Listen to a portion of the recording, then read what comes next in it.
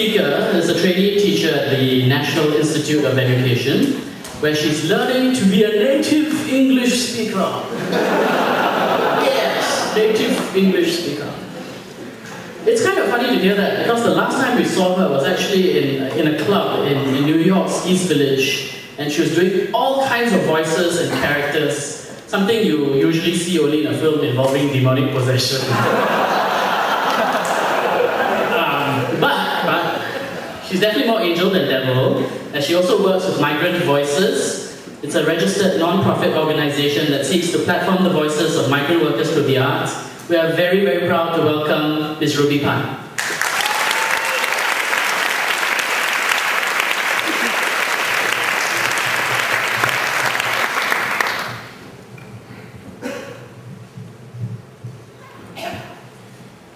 When I was in college in America, I worked really hard on acquiring an American accent because I wanted to act in American plays. After some time though, performance translated into real life, and I ended up talking like this most of the time. In the middle of freshman year, my roommate said to me, okay, that was not supposed to happen. Anyway, in the middle of freshman year, my roommate said to me, we forget you're not American sometimes. And I couldn't figure out if that was a cause for celebration or worry. Whenever I met someone new, they'd ask, where are you from, California? And I'd say, no, I'm from Singapore. And they'd go, wow, really? You have no accent.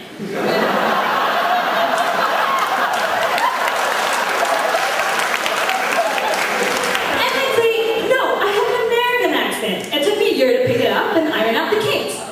Then they looked a little disconcerted, like I was making fun of them or something. And I'd explain, well, we get a lot of American TV in Singapore, so I've had a lot of time to practice. I mean, I've been listening to you speak since I was a kid. And now whenever I miss America, now that I'm all graduated and back in Singapore, I tune into Perfect 10, 98.7 FM, the hit station of the nation, so I can hear this DJ speak in their lovely American accents while spinning hip-hop 24/7. Even though gangsters and pimps and hoes and life in the hood barely exist in our imagination. What still surprises me though is turning on the news and hearing a voice informing me that peace talks in the Middle East have reached a bottleneck because of a 3-car pileup along the PIE.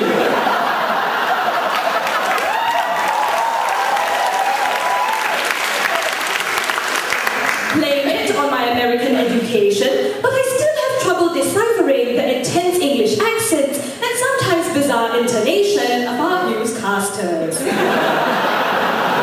Which led me to wonder, why is it that the news has to be reported in fake BBC while songs are dedicated in fake American?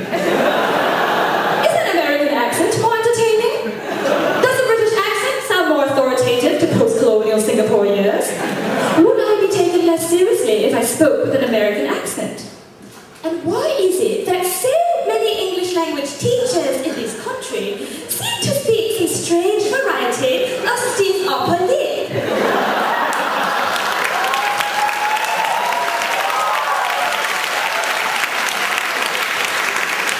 All that I've gathered since coming home about a month and a half ago is that I'm supposed to speak standard English like a native speaker. But nobody specified. Native to where? Thanks to 12 years of education in elite Singapore schools, I do have the ability to speak what is known as ecolactal Singaporean English. According to Wikipedia, this is the highest class form of speech used by the well-educated in formal situations. Ecolactal Singaporean English is roughly the same as British English, with the exception of some pronunciation differences that occur due to the influence of Singlish pronunciation. Spectrum, there is basalactal Singlish, which is defined as the colloquial speech used by almost everyone, educated or not, in informal settings, and is the speech usually referred to as Singlish. But actually, I think that's not true. A lot of those Singaporeans who speak very good English, right? A lot of them cannot speak.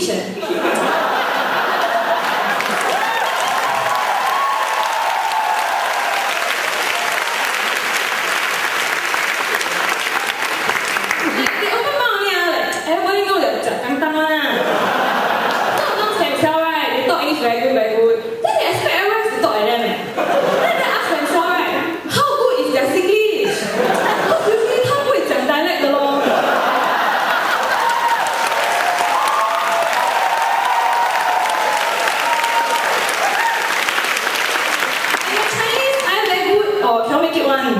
And Singlish is a lot of language combined. You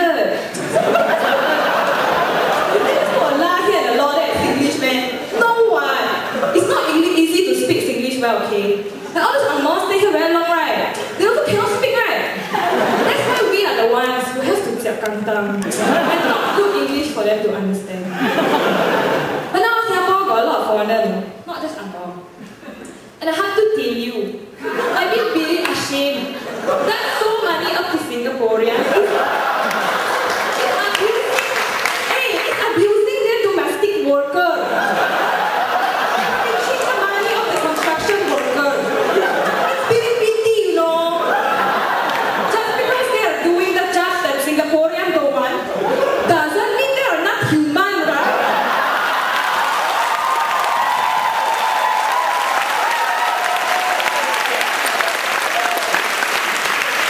How can we only take one day off every month? And now that the people saying, the baby learning English from the maid, that's why I cannot speak the good English.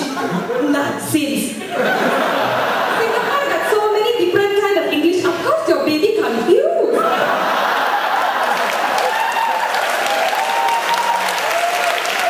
So you must tell your children, it's not enough to speak English like a native speaker.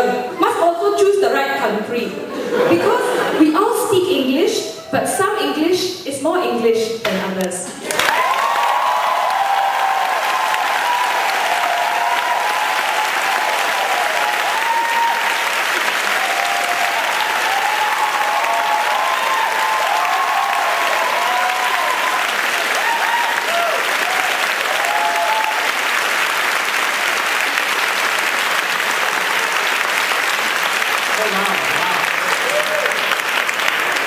Absolutely brilliant. Oh, I'm sure your boyfriend has a lot of fun also. Can you do the Filipina again?